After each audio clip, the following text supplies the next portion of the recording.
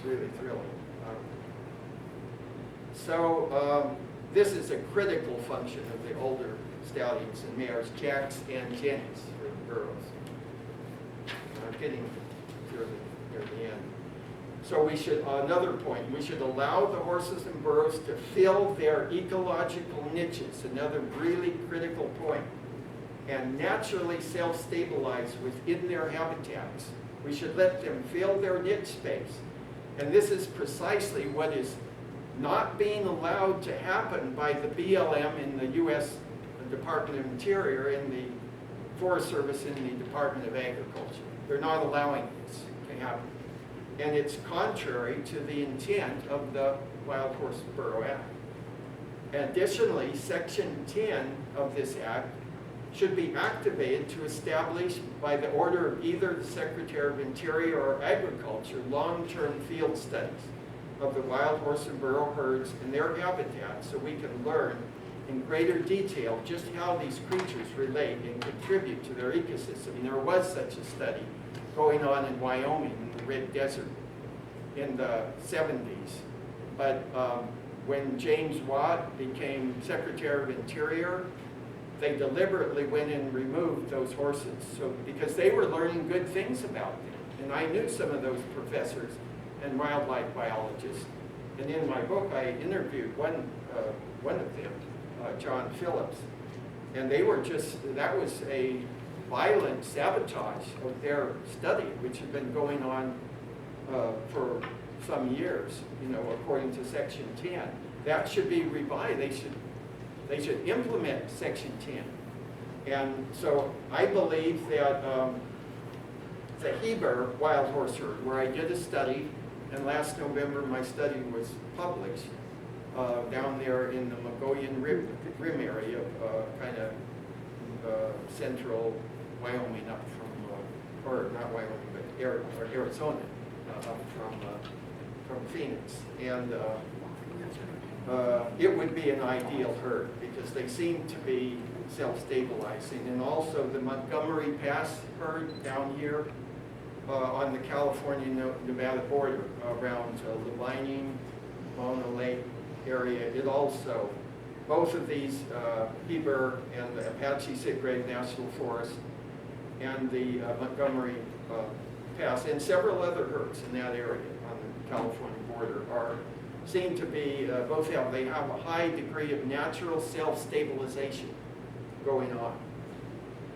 So concerning the wild burros, I would recommend Section 10 study herds for being the BLM Marietta wild burro range. That's one of the few ranges they actually declared for the only one for the burros, along with a few for the wild horses. It's in western Nevada near the California border, as well as Arizona's Black Mountain wild burro herd on the BLM lands and around the old western town of Oatman, where the burros come up and greet the people that come.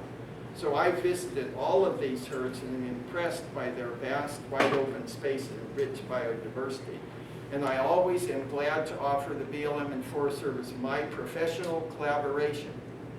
And I used to work for the BLM when I got out of the Peace Corps out of Battle Mountain. I did habitat analysis, particularly concerning riparian. And I'm a reasonable guy, you know. I try and get things on the objective level, you know, for the good of everyone. I don't try and prejudge anybody. Everyone has something to contribute to this world life that's unique and special.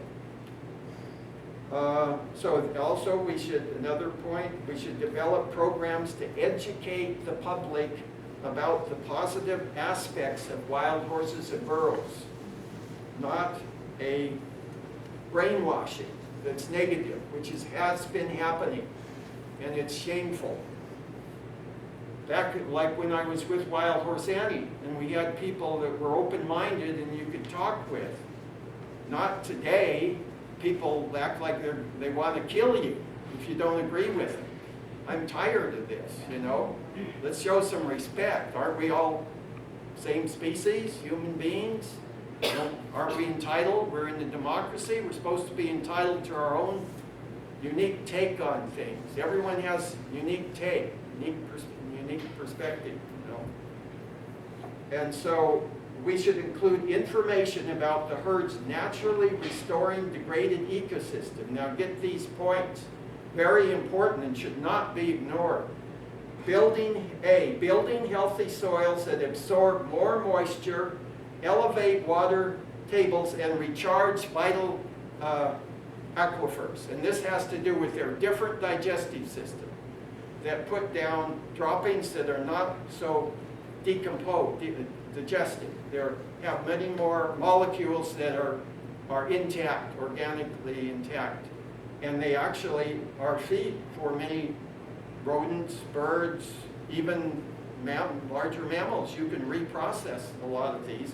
But mostly it's the soils they feed. So they create humus, which is very vital for the absorption of water and the nutrient level. And by the same token, they don't destroy as many seeds. So they disperse a wide variety of intact seeds of diverse plant species, including many natives, like the bunch grasses, with which these equids have co-evolved for millions of years. So they have a partnership, they're partners, and they help each other. And then C, they help other animals and plants by opening up water and food sources during the winter and summer extremes. They're able to break the icy crust on the forage, and they can dig down sniff out the water and dig down both the burrows, and it's been very well preserved. And I've known about this since I was a kid, observing this. But now it's starting to be scientifically documented. Dr. Eric Lundgren at the Arizona State did that for his PhD just recently. Also, I did a study that they are superior carbon sequesters, also because of their post-gastric cecal fermenting digestive system. And they can lock away more carbon from the atmosphere. Oh, and something I learned at the recent Save Our Wild Horse Conference is that they're wonderful at restoring grasslands, wherever grasslands are promoted, and that grasslands are one of the greatest carbon sequesters in the world. If we can revive these prairies, these short and tall prairie grasslands, like more in the middle part of our country, or wherever their grasslands are promoted, this will do a tremendous drawdown of the carbon gases that are imperiling life on Earth, global heating that's occurring. Something we should all be doing everything we can to combat. And they also go around and they can process the dry, flammable vegetation much easier, and they get into remoter, rockier, steeper areas. So they'll take down the dry fuel load or tinder that causes catastrophic wildfires. And that's been proven a lot. I've observed these herd gutting roundups, and in many of them there's catastrophic wildfire shortly thereafter, like the Rush Peak in the Twin Peaks herd management area, where they had gutted the herd in 2010. In 2012, there was an enormous fire, and I was there too, 315,000 acres. So we can, I'm almost done now, so we can develop win-win relationships between wild horse burro herds and local human communities by providing supervised volunteer opportunities. And this is where you bring the people in. But it requires real leadership, not flakes that go out and just say, oh, what do you want, Mr. or Mrs., what can we? No, these are people that are proud of the law and they stand up for it, like honorable public officials and servants. And that's what I want them, and that's the real, I'm not against the BLM or the Forest Service. As a matter of fact, I am a major supporter of them. I just want them, I want their true purpose to be realized and not made a mockery of, just like I want the Wild Horse and Burro Act to be truly implemented. And this is something that's very near and dear to my heart, as I said. Now, you can believe me when I tell you this. Isn't it true, Nikki? Absolutely. Yeah. Thank you for your help. Always. So I just have a little more, Anthony.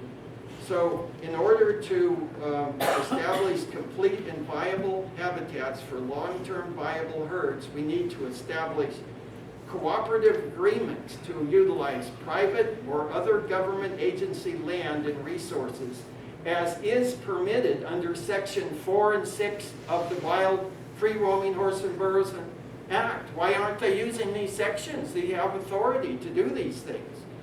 And another thing is that the water rights are covered under implied federal water rights. When you have a major law that's been passed, our government has the ability to get water that's appropriate for thriving, viable herds. Why aren't they doing that?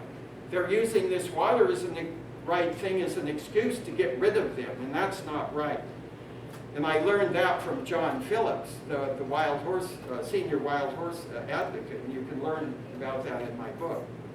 And finally, you promote moderate ecotourism enterprises. They would guide people from our country and abroad in non-disruptively observing these wonderful creatures in their natural homes together with their symbiotic companion species.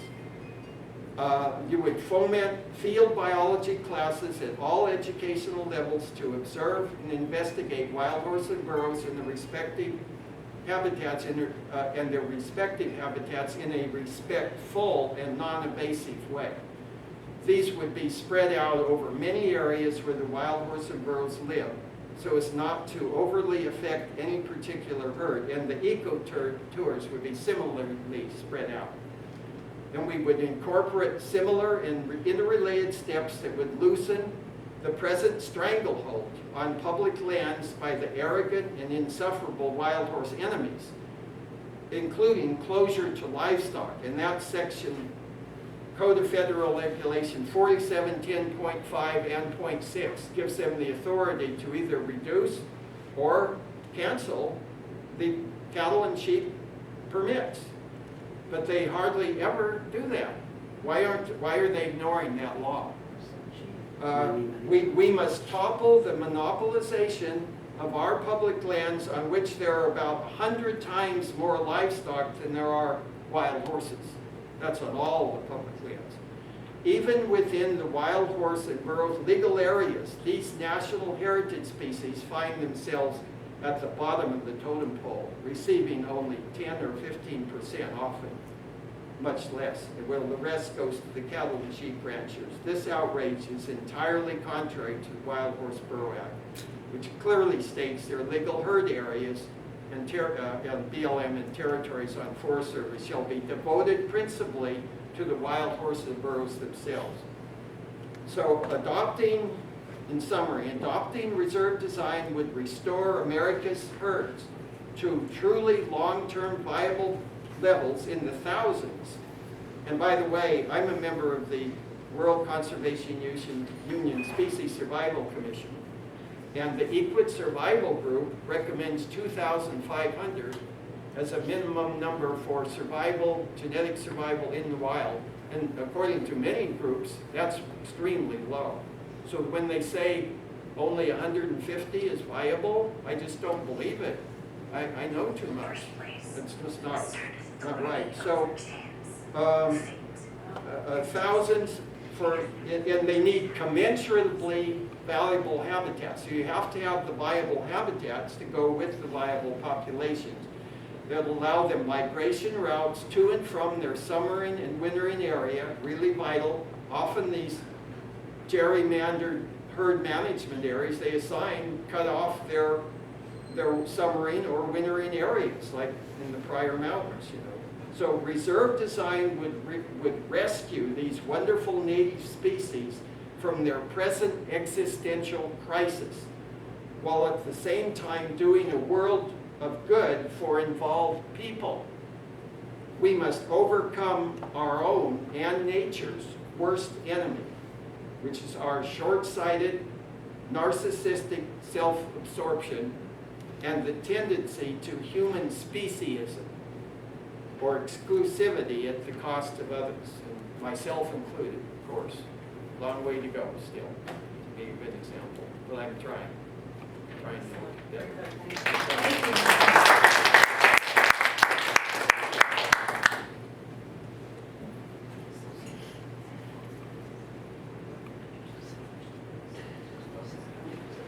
Oh, so that, oh, well, how much more time do we have? Oh, really? Okay. Good evening, ladies and gentlemen, one more time, and I repeat, the prime purpose of this gathering is the question of how to terminate Roundup. That is what I want to achieve. Craig's reserve design will come after the success of getting rid of Roundup. So now let me just start off with a little bit of history. Craig has covered up some evolutionary history. I will start off with the year maybe 1860. Between 1860 and 1865 was the US Civil War. Before that, there used to be an estimated 2 million wild horses on the land and very few cattle. And right now it's just flipped. So in 1860, the Civil War began, and of course, war of that time period involves cavalry, so they require a lot of horses. And so where they got the horses from would be to capture the wild horses up there. And between 1860 and 1865, there was no real account as to how many horses actually got captured, but the population was severely cut down. And so fast forward by about 1 century, when, as of the end of the Civil War, that horse capturing momentum didn't dissipate. People kept on wanting to grab horses, not for war mounts anymore, but perhaps for pet food, glue, and eventually it became a kind of a social phenomenon, which they labeled as Mustanging. Mustanging means that anybody can go with a truck and a rope and a desire to go and sell what they catch to the pet food industry and the glue factory for enough money for maybe 1 week's worth of hamburgers. So because of this, Mustanging just kept on going for decades, and there was no control over it, and it eventually became very, very obvious that that was a social disgrace. And how this was brought to the general public attention was by Hollywood. There's a movie called The Misfits, and that was that came out in about the 1960s. And the Misfits starred Marilyn Monroe, Clark Gable, and Montgomery Clift, and the theme was Mustanging. I think Marilyn Monroe got sick playing that role because she's the girlfriend, I believe, of Clark Gable. And lucky him. So around at the same time, because of the movie stirred up a lot of social awareness and then social passion for the Mustangs, and to the point of people wanting to adopt them if they're available. And so it becomes a topic of consideration by that time, and quite a few independent estimations as to the then population of the wild horses in the 1960s ranged from, back a century before that, was 2 million, down to approximately 15,000. The high count was about 25,000. That's a total wild horse population. And at the same time, wild horse Annie, her real name was Velma Braun Johnston. Velma, I'm sorry. Actually, with whom great work. She finally forced out that law, the Wild and Free Roaming Horse and Barrel Act of 1971. And that's a good thing because there was a lot of good theoretical thought that got into it. A lot of them represented by what Craig talked about. Yeah, he's gonna talk about it. Is he? Okay, good. Thank you. Where was I? Sorry, I was distracted.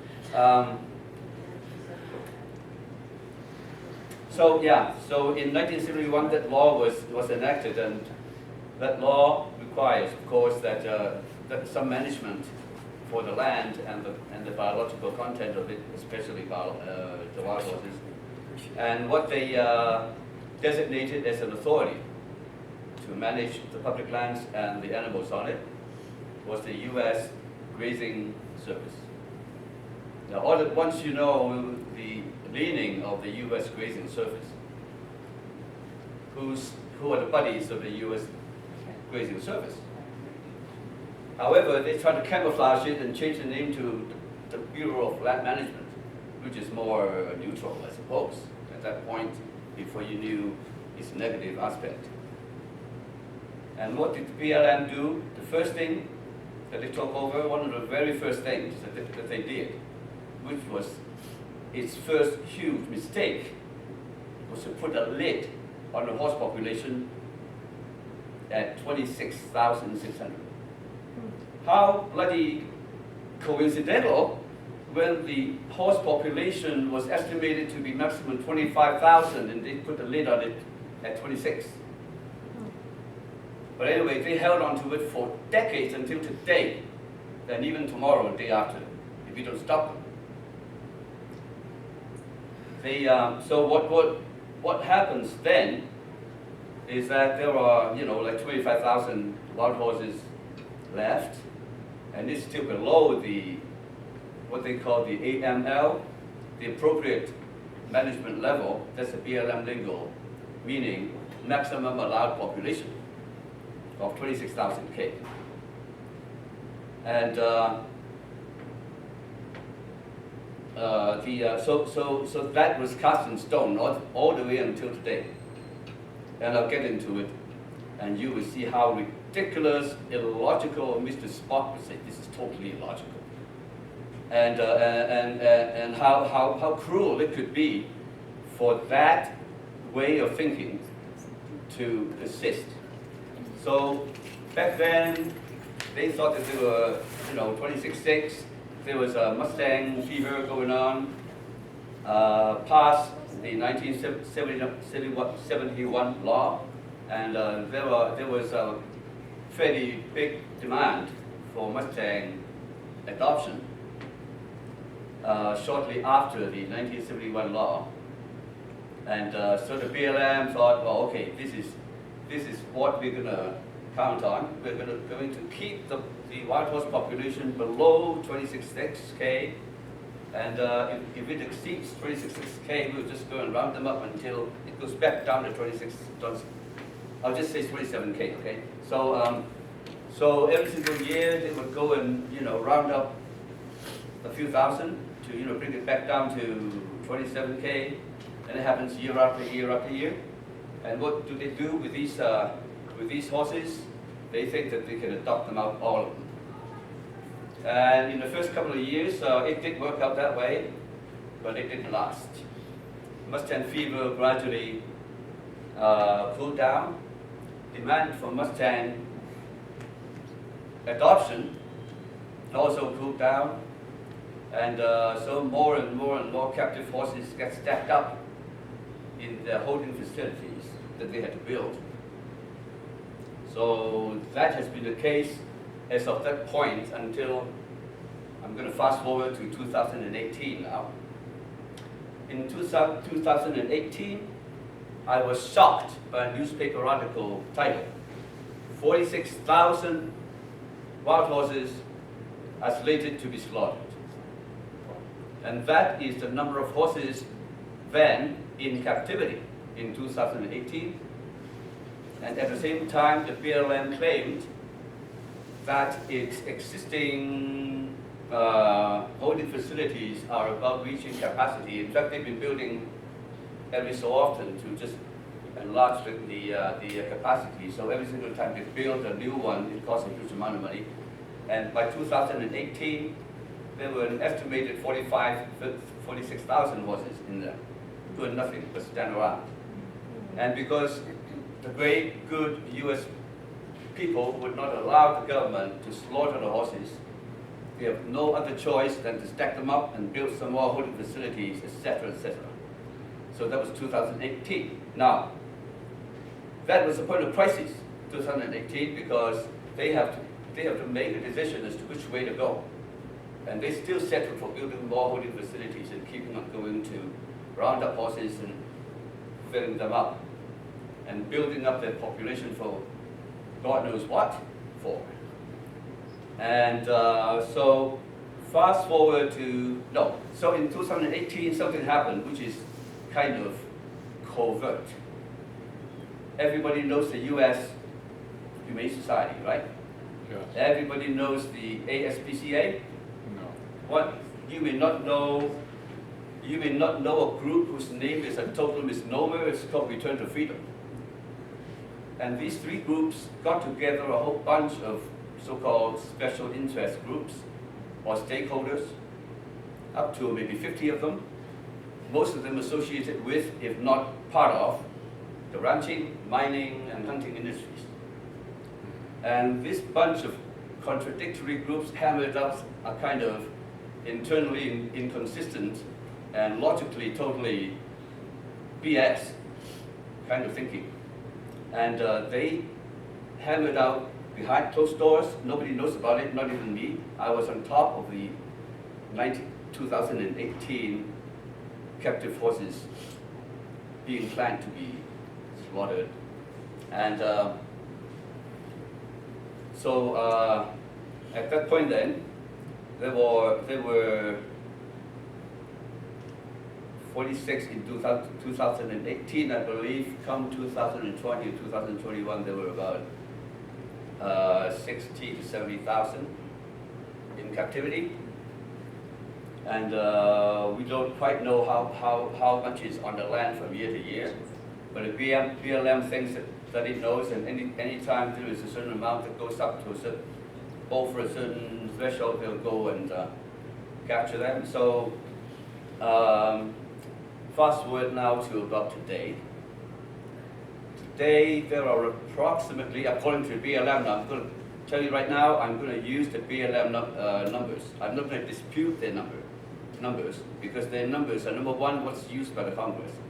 Number two, if I use their number and defeat them in their own game, it's far more conclusive than if I try to bicker with them the accuracy of the population. So they say that there are about 80,000 fine. And we also believe that there are between 65 to 70,000 in captivity. So right now there are about, let's say 70,000 in captivity today. So let's say 80,000 on the field, on the range, 70,000 locked up, adding up to 150,000. That's today's situation. And that is today's population situation. How about today's financial situation? The BLM's policy is, since we would not allow them to slaughter the horses and go to kill pens and stuff like that, I mean, we just absolutely slammed the door on that, but they keep on trying to squeeze something out through the back door. But what we have today is 150,000 horses, and that program, that group of people behind closed doors somehow conjured up, is a way of thought called 10 years to AML. They want to cut down the existing horse population on the range down to 27,000 from 80,000 within 10 years. They're just sticking like glue to that original big mistake of the BLM, setting that maximum at 27K, which is absolutely impractical, not to say, not even to talk about being immoral. So we have 150,000 in total, 80,000 on the range, and the BLM wants to cut the 80,000 down to 27,000 and have all the captured horses put into more holding facilities.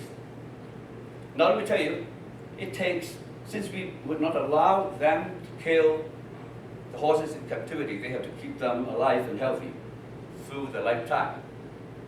And they have figured out back in 2018 that it takes approximately $48,000 back then to keep one horse alive until it dies in captivity.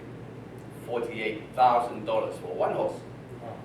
And that works out to be approximately $2,000 a year per horse to keep in those holding facilities. With, let's say back then, with 48,000 wild horses in captivity, it would cost them approximately, 48 times 2 is 70, is 96. So, in today's today's 70,000 captive horses still behind, in the holding facilities, it is costing the BLM every year 70,000 times 2,000 equals $140 billion that the BLM would have to go and ask Congress for to keep these captive horses alive, but without freedom. They're just listlessly standing around, I've seen pictures, tons of videos, no activity that is meaningful to the horses, not much less to me. They're just standing around. I see one lead mare sort of going back and forth in that enclosure, and a whole bunch of horses follows her back and forth. I mean, that's their entire life.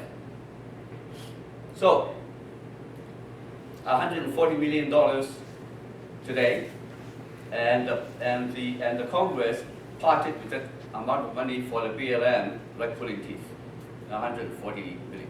Wow.